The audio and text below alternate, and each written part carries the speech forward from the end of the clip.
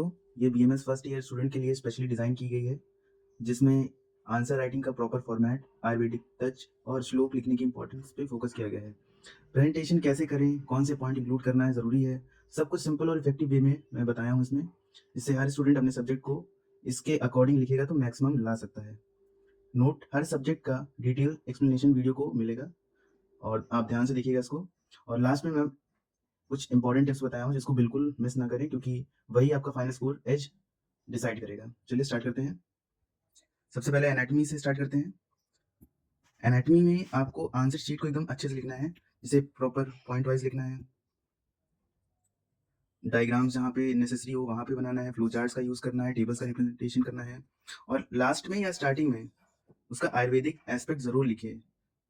और हर क्वेश्चन में अगर आप चाहें तो एक बेसिक श्लोक उसका इंक्लूड ज़रूर करें। जैसे धातु के बारे में लिख रहे हैं, जैसे 7 धातुएँ होती हैं, किसी एक धातु के बारे में पूछ लिया गया है, तो आप एक श्लोक तो एटलीस्ट याद करके जाएँ, जिसमें सभी धातुएँ इंक्लूड हो जाएँ।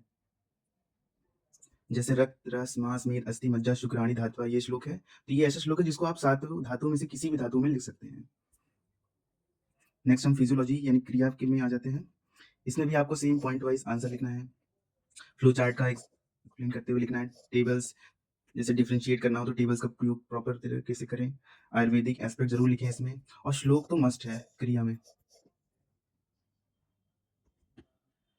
फिर आते हैं संस्कृत पेपर।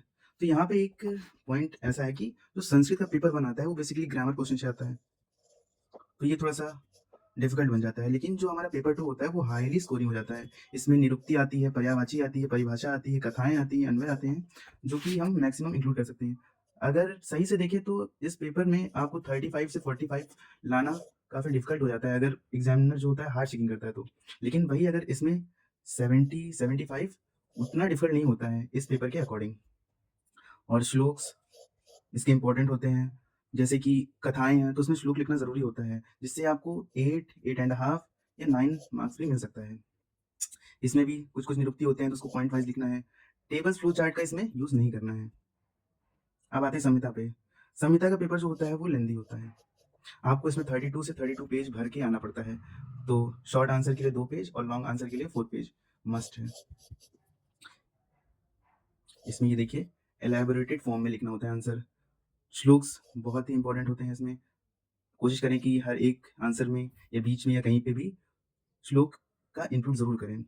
पॉइंट वाइज़ लिखें, टेबल्स का, फ्लो चार्ट का, जहाँ भी पॉसिबिलिटी बनती है वहाँ पे ज़रूर इंक्लूड करें। अब आते हैं पदार्थ विज्ञान के पेपर पे। इसमें सबसे इम्पोर्टेंट होता है कि आपको जो पीवाईक्यूज़ आए हैं लास्ट 5 ईयर के, उसको मस्ट प्रिपेयर कर लें, क्योंकि बहुत ज़्यादा क्वेश्चंस होते हैं जो कि अभी तक के रिपीटेड हुए हैं, काफ़ी दर्शन से हो गए हैं, काफ़ी पेपर में काफ़ी क्वेश्चन रिपीट हो रहे हैं। तो आप पीवाईक्यूज़ मस्ट प्रिपेयर करिएगा। श्लोक को भी मस्ट प्रिपेयर करिएगा कि हर आंसर के बीच में एक श्लोक का यूज़ कर सकें। पॉइंट वाइज़ आंसर लिखना है और टेबल्स का और फ्लो चार्ट का प्रयोग करना है। सो आप जिस चीज़ का इंतज़ार कर रहे थे उसका आ गया है टाइम।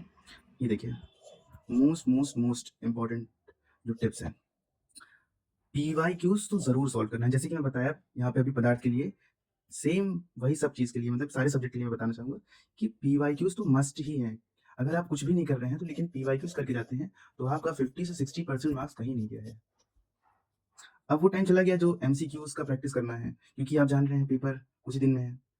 तो आप बेसिकली फोकस इस पे करिए कि शॉर्ट आंसर और लॉन्ग आंसर को कैसे राइट करना है। अगर आप इन दोनों को प्रिपेयर कर लेते हैं, तो आपका एमसीक्यूज़ तो ऑटोमेटिकली प्रिपेयर हो जाएगा। Again 2 pages for short answer question, 4 pages for long answer question. और एक इंपॉर्टेंट पॉइंट कि जो आपकी आंसर शीट होनी चाहिए वो नीट एंड क्लीन होनी चाहिए, यानी कि ज़्यादा कटिंग कुटम नहीं होना चाहिए। उसमें साफ दूरी पे स्पष्ट स्पष्ट करके लिखिए, प्रॉपर लाइन खींचिए हर आंसर के बाद, टेबल का यूज़ करिए। ऐसे करके आप उसको एकदम नीट वे से में लिख सकते हैं। जैसे पॉइंट वाइज लिख सकते हैं, फ्लो चार्ट, डायग्राम, श्लोक्स मस्ट इंक्लूड करिएगा। So at the end, all the best.